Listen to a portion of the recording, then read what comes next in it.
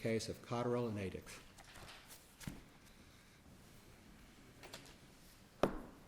May it please the court? Good morning. Carolyn Holt on behalf of the appellant, and I would like to reserve 5 minutes for any unused time for my rebuttal. I respectfully indicate that the trial court erred in granting summary judgment. As all agree, the standard for summary judgment is no dispute of material fact. That's the standard. It's got to be conceded. Is there a dispute of a material fact? In this auto motorcycle accident case, there are dozens of disputed material facts. I chose to focus in on the top 2. The trial court, respectfully, I would state, applied the wrong burden for summary judgment and placed the wrong side with the burden, i.e. the opponent of summary judgment, the appellant. There are numerous issues, and as I stated, I will focus on the top 2 because they are absolutely material, and I think everybody involved admits that they are material facts. Number 1, whether the defendant stopped his vehicle prior to impact. All agree that the accident occurred in the fast lane of Highway 54, and that it was the situation in this accident was 2 motorcyclists riding together. The plaintiff was the back motorcyclist. The plaintiff's friend was the front motorcyclist.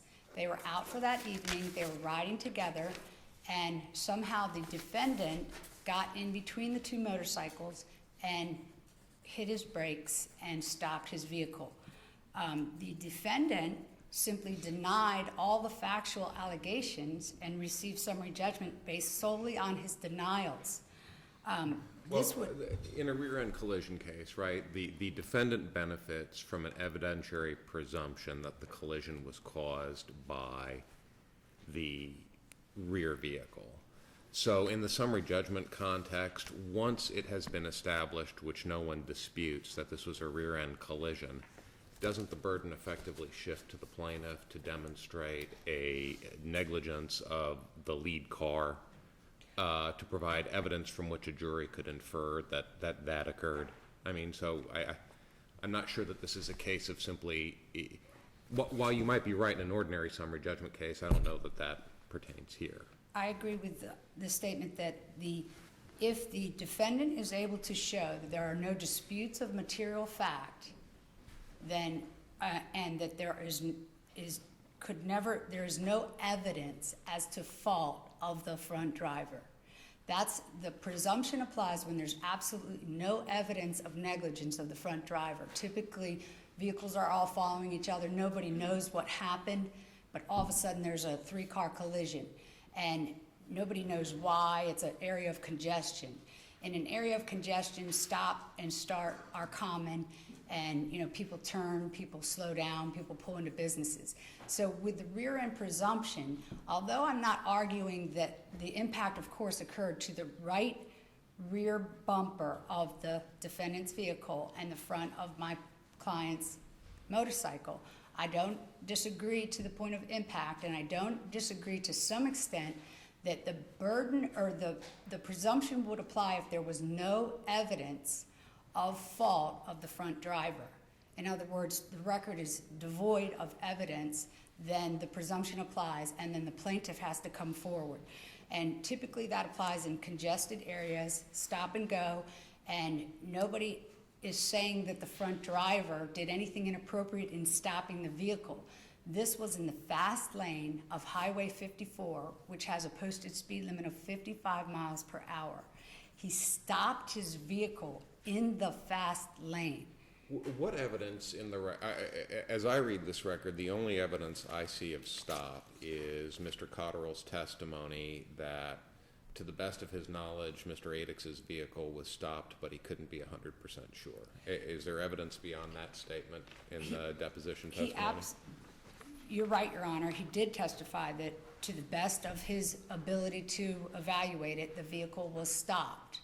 And he also restated that numerous times in his deposition. They said before, defense counsel asked him before the vehicle stopped, did you see the speed? No, I didn't see the speed.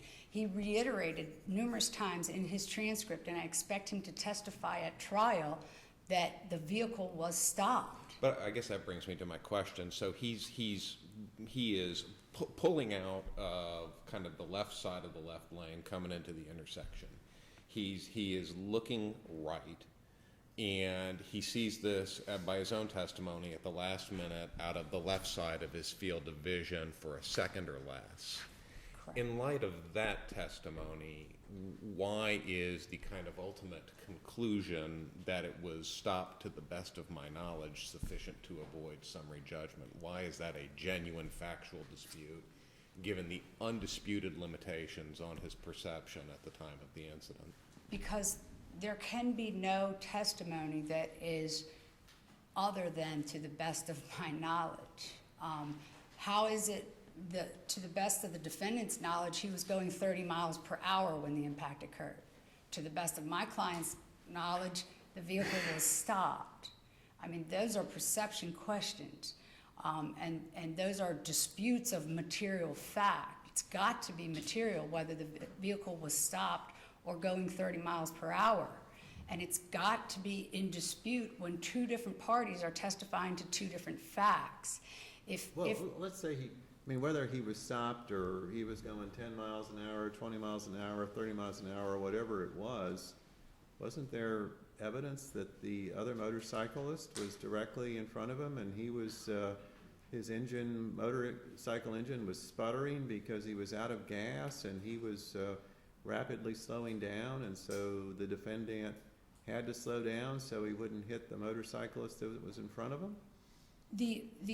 With respect to the front motorcyclist, the expert did an evaluation, did the lane dimensions, etc., and the front motorcyclist his motorcycle was touching the median and essentially over to the side.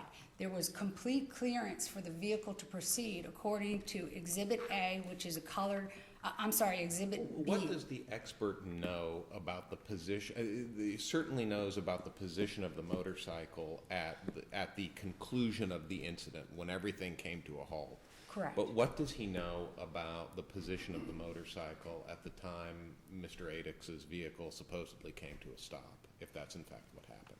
Well, that's an interesting question. I would concede that I don't think the expert is going to be able to say. The expert can only look at where the vehicle or where the front motorcycle was stopped and the clearance.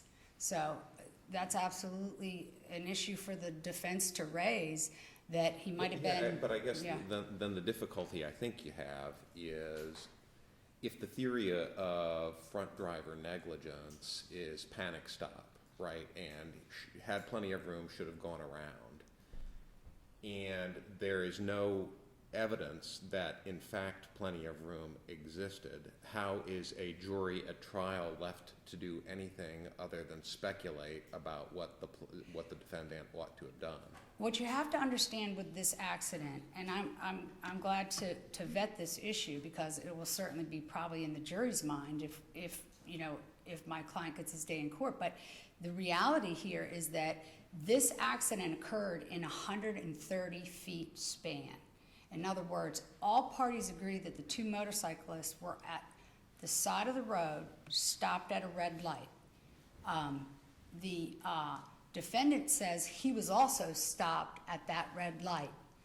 The defendant had to get himself between the two motorcycles, so what he said was that the motorcyclist that was running out of gas gunned it in front of his car with only one car sitting at the light. The motorcyclist running out of gas gunned it in front of him when the light turned green, and that he proceeded, and then my client pulled in behind him. Again, 130 feet.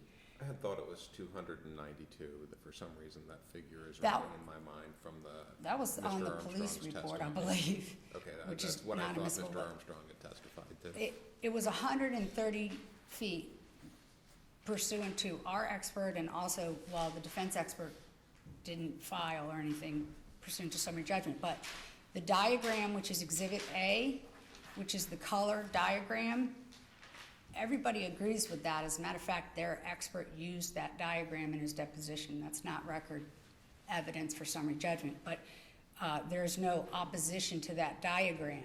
That diagram reflects that the two motorcyclists were at the side, at that light of Orange Grove and Highway 54, and that 130 feet was where the front motorcyclist was stopped. So in order for a motorcyclist to go from 130 feet over to the side of the road, I mean, you're gonna have a certain parameter involved. And right when a motorcyclist is running out of gas, the logical inference is he's gonna be pulling over right away. So Brian Graham's testimony, the front motorcyclist, was also filed in opposition to summary judgment, and he testified that he was running out of gas, tried to pull over, he couldn't see very well, but we have photos of how close he was to when he was stopped, as Your Honor pointed out. And is it reasonable to think that in this scenario, the motorcyclist running out of gas gunned it in front of the one car sitting at the light, and then continued forward approximately 130 feet and then pulled over? You have to have a certain traffic flow for that to occur.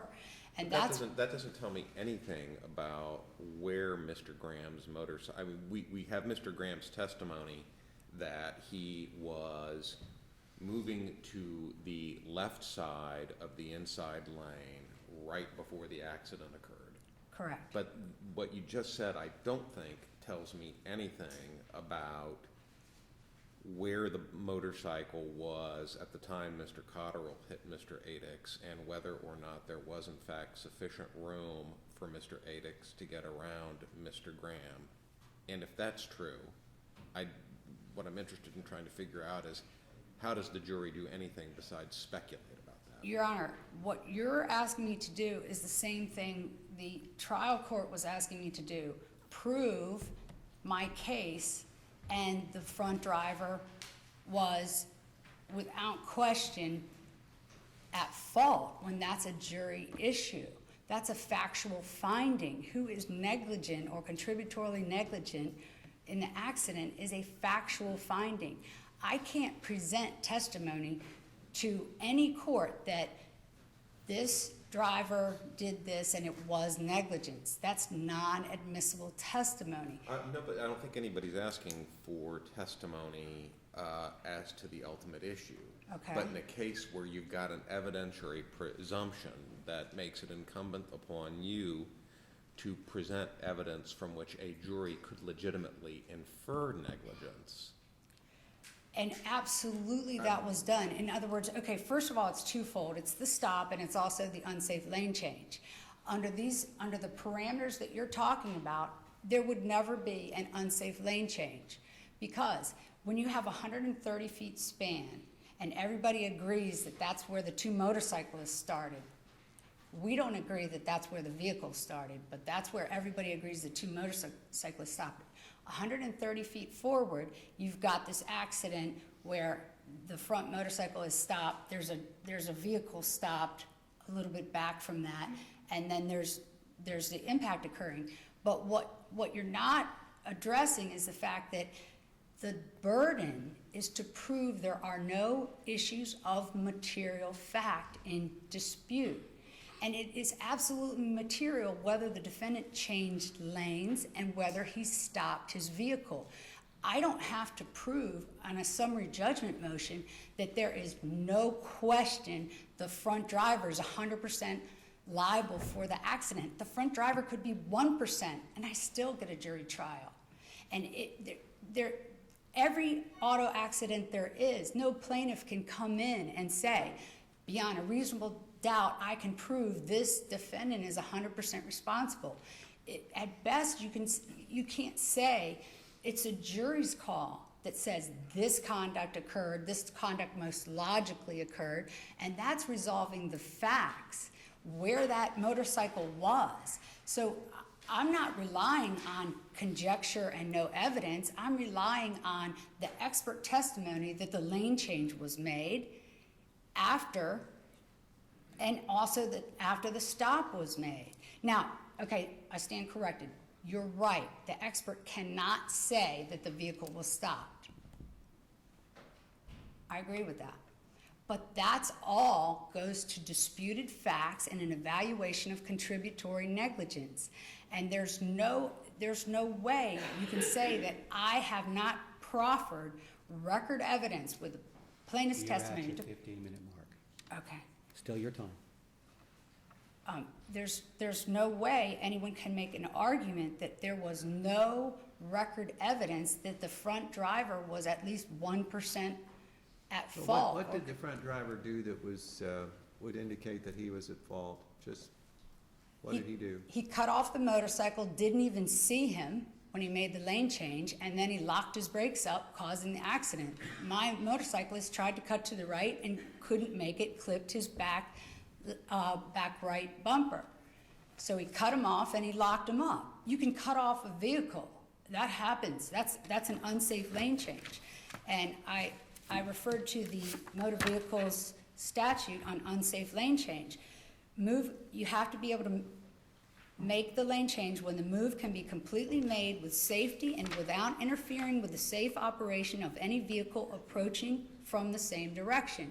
He cut my client off. What was the evidence that was in the record that there was a lane change made? The expert that I filed, that the record evidence of my expert accident reconstructionist, who is an engineer, testified that the lane change was made based on the initial position of the motorcycles and the ultimate positioning of the accident and the dimensions of everything that occurred. I think it was based on two predicates, if I get it right. One, that it would have been unlikely for ADIX to have sat at the light for some period of time after it turned green, and two, that you had to posit a lane change after the stop bar.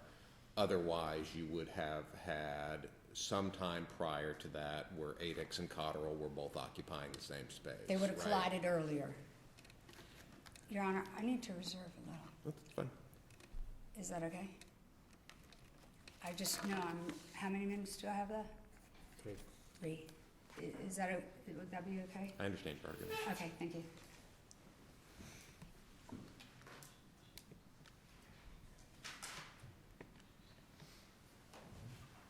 Your Honors, may it please the Court. My name is Stuart Freeman. I am counsel for the Appellee, Michael Adix. Appellant herein seeks a reversal of the summary judgment, claiming that there are disputed issues of material fact, and makes a second argument in the brief that's called obstruction of discovery. I fully addressed that issue in my answer brief. Appellant did not address that issue in the reply brief. I will stand on my brief on that issue unless the Court has any questions with regard to that issue. I certainly recognize that for this Court to affirm the summary judgment, there must be no genuine issue of material fact, and this Court must view every possible inference in favor of the appellant. However, the evidence that this Court must consider on de novo review must be competent and admissible evidence. It's our position that there is no competent and admissible evidence that refutes Appellee's version as to how this accident occurred, that refutes the reasonable actions that he took on that night, and therefore he is entitled to a judgment as a matter of law. What we know from the evidence in this case, and when I refer to the evidence, I'm talking about the testimony in this case, for which there really is no disputed issues of material fact, is that my client was traveling west on State Road 54. It was about 11:30 at night. This is a divided highway. He's in the inside lane. He comes to a red light at Oak Grove Drive, comes to a complete stop. Over to his left, either in the left turn lane or in the median area, are two motorcycles. They're at a complete stop. The light turns green. One of those motorcycles that we now know as the Graham motorcycle kind of shoots out in front of my client, accelerates rapidly. My client sees that. he then proceeds to follow. According to his testimony, he then accelerates moderately. And he's also then in the left through lane. Both the Graham motorcycle and my client are in the left through lane. And suddenly, for no apparent reason to my client, the motorcycle begins to slow. And according to the testimony of Mr. Graham, he didn't apply his brakes and begin to slow. He just begins to slow. Of course, my client can't see why he's beginning to slow. He can't see anything in front of him. He doesn't know why he's beginning to slow. So he does what a normal and reasonable driver would do under those circumstances, which is begin to gradually slow himself. At this point in time, when the first motorcycle begins to slow, according to the testimony, my client is about 60 feet behind him, and he's traveling about 30 to 35 miles an hour. And incidentally, with regard to the 292 feet that Your Honor mentioned in questioning Appellant's counsel, my notes on the record on appeal reflect that there was testimony at page 351 of the record that said it was 292 feet. So those are my notes also. So, of course, my client didn't know that the motorcycle in front of him was running out of gas. We know that now. He just knew that the vehicle was slowing at that time. So, at the time my client left the green light, the Cotterill vehicle, the appellant was still sitting in the left turn lane, and my client presumed that he was going to make a left turn and really didn't have any conscious thought of that motorcycle again until about 1 second before the collision, when he heard the high whining sound of what apparently was Mr. Cotterill's motorcycle, who was immediately behind him. So what we also know from the record is that Mr. Cotterill, at some undefined point after the first motorcycle left, he then had to restart his engine. He had turned it off, and he looked over his right shoulder to make sure that it was clear for him to proceed into the left through lane, and he began to accelerate. And as he was turning his head from the right back to looking forward, out of the left corner of his eye, he saw a red light, which we know was the brake light of my client's car. Apparently, Mr. Cotterill, the appellant, was about 1 car length behind my client at that particular point in time. And, of course, 1 second or less later, the accident occurred. And, of course, I agree with Your Honor's perception that this was an undisputed limitation of perception by Mr. Cotterill, and that is the only evidence in the record. Why isn't that a question for a jury to sort out, though? Why don't, I mean, you know, if Mr. Cotterill's testimony is, listen, he was stopped to the best that I could tell, why don't we let a jury determine whether the limitations on his perception were sufficient to prevent him from accurately proceeding the event? I think there's got to be some threshold level of competence of a witness's testimony. I mean, what if he said his eyes were closed and he sensed that another vehicle was there? The fact that he said that wouldn't make that competent evidence. All we know is he saw a flash. And I don't think that meets even the minimal threshold of what any court should consider in terms of competent admissible evidence. That's my position on that issue, Your Honor, unless the court has some follow-up on that particular issue. Well, does it really matter if the ADIX vehicle was stopped or just slowing down? I know where the court's going, and I have to agree with Your Honor. I don't think that really matters either, but that seemed to be a point that was very important to the other side. I think the evidence was that he was just slowing down, but regardless, and I think what Your Honor is saying is that there's no evidence that my client acted in any way other than a reasonable manner in slowing in response to what he perceived to be an unusual situation occurring in front of him, that being a vehicle slowing for no reason on a wide open highway. There's no evidence, as stated by, certainly by the appellant, that my client locked up his brakes. She said that, but there's absolutely nothing in the record to support that. So I would agree with Your Honor, whether he was stopped or stopping, he's still responding reasonably to an unusual situation in front of him and acting as a reasonable person would act under those circumstances. So what we know, going through this scenario here is now we have three vehicles in a row immediately before the accident. We have the Graham vehicle, we have my client's vehicle, we have the Cotterill vehicle. Is there anything in the record that tells us how long Cotterill sat on the side of the road in front of the intersection before he turned the ignition back on and got back into traffic? I found references, and I referred in my brief to 15 to 20 seconds. It said that at one location, but as I was sitting here getting ready for the argument, looking through some of my notes, I found another reference where he was asked the question and he said a matter of minutes. How reliable that is, I don't really know. I've discovered over doing this for many years that people's perception of time is not so accurate. But those are the two record indications of how long he was there. It was either a few minutes or 15 to 20 seconds, one or the other. Certainly no one was timing it, so these are just people's perception of time, which may or may not be accurate. Obviously long enough for them to have a conversation about the fact that Mr. Graham was running out of gas and where he was going to go and what he was going to do, however long that took, and that's the only record indications that I'm aware of. So this accident occurred not because my client was stopped or stopping. This accident occurred because whatever he was doing at that particular point in time, Mr. Cotterill was traveling at a faster rate of speed than he was. If he was moving, he was doing 30 to 35 and slowing, whereas Mr. Cotterill was doing 50 to 55 and accelerating.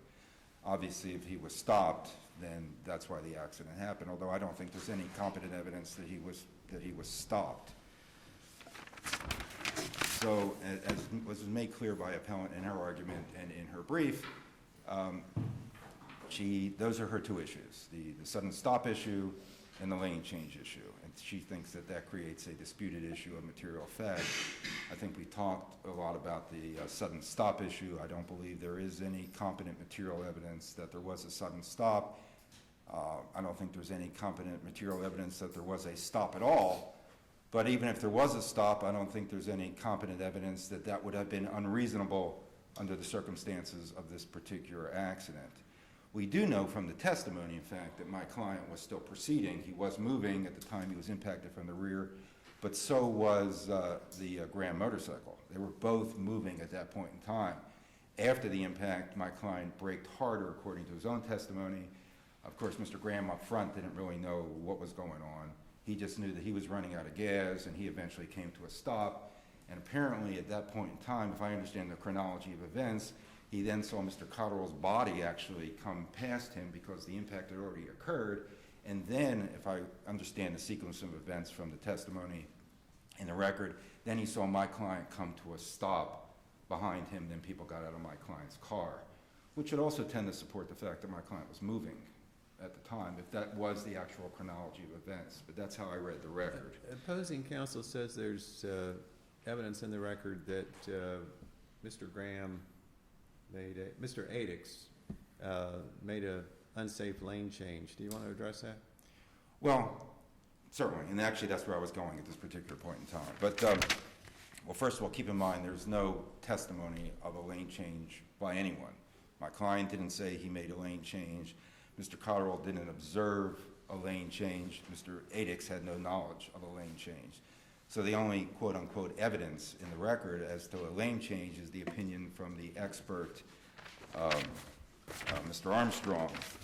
And again, I think that testimony, even the trial court recognized this, although I know you're not bound by the trial court's observation of his testimony that he called his ultimate opinion on a lane change a surmise. But it is based on certain suppositions which really aren't supported by the record.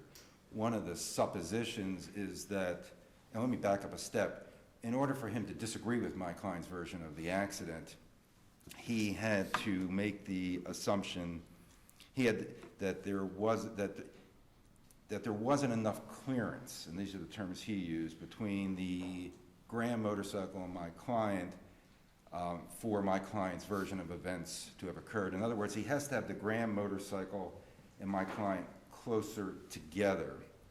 And he does that by saying, well, the Graham motorcycle wouldn't have accelerated that fast because, hey, it was running out of gas. It couldn't have accelerated that.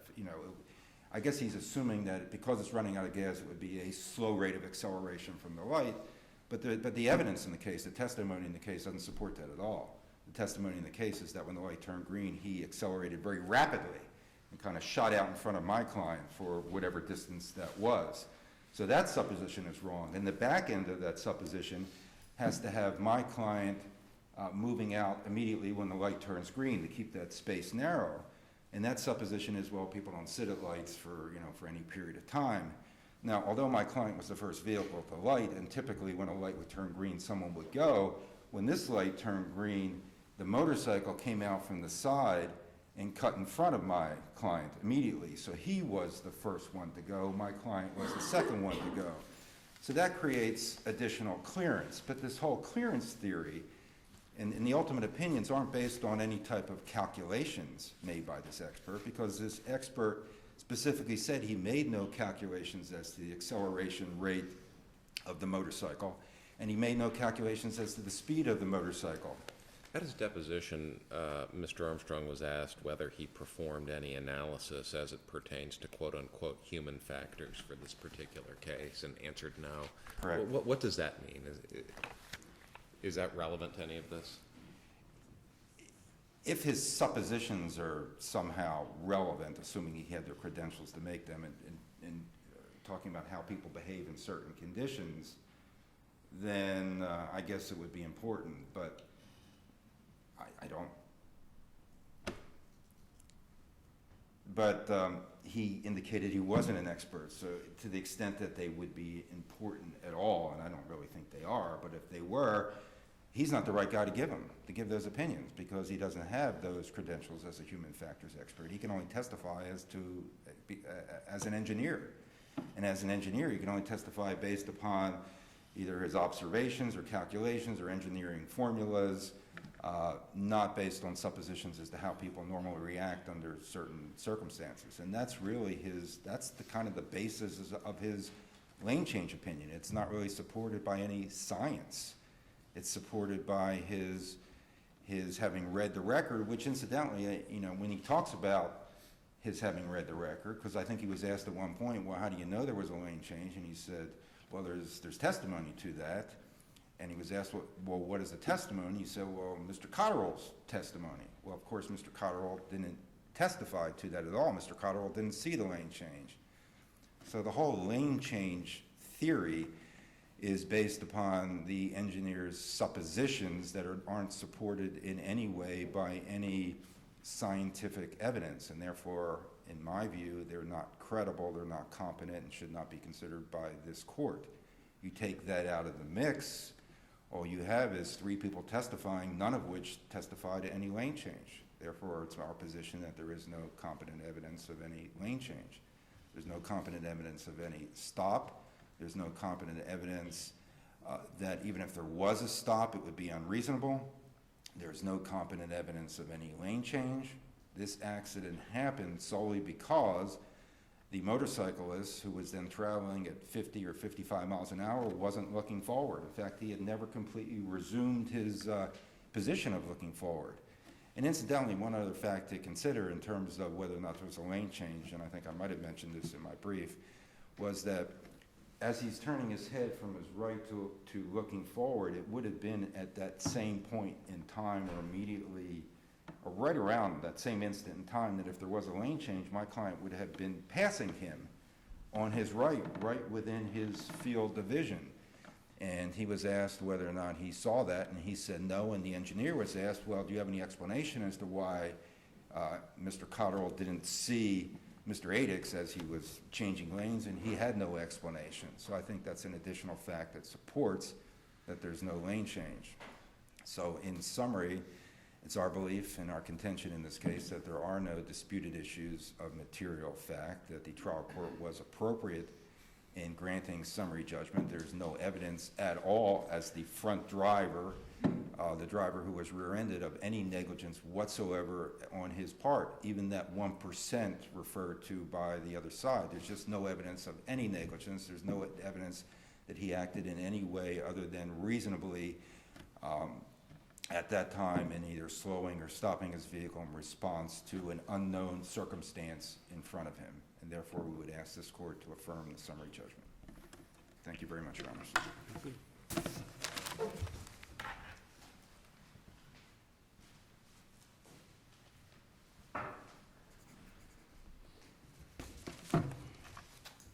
I respectfully point out the standard is not that I can absolutely prove that the front driver was 100% at fault.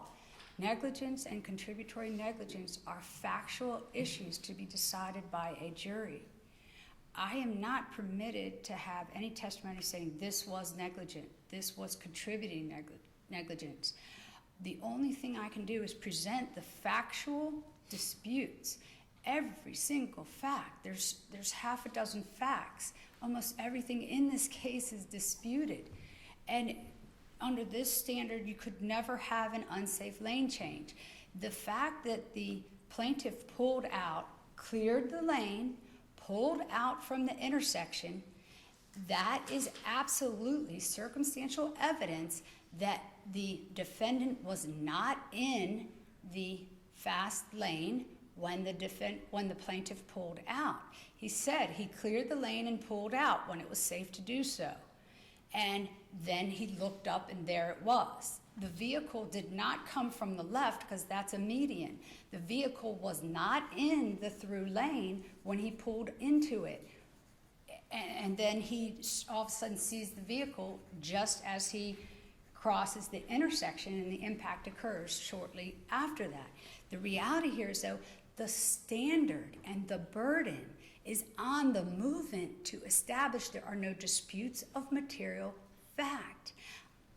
I don't have the burden to prove that the front driver was 100% at fault for this accident, and under any circumstances, the only way summary judgment is proper, and I will point out, defense did not find a single case supportive of his position on this matter.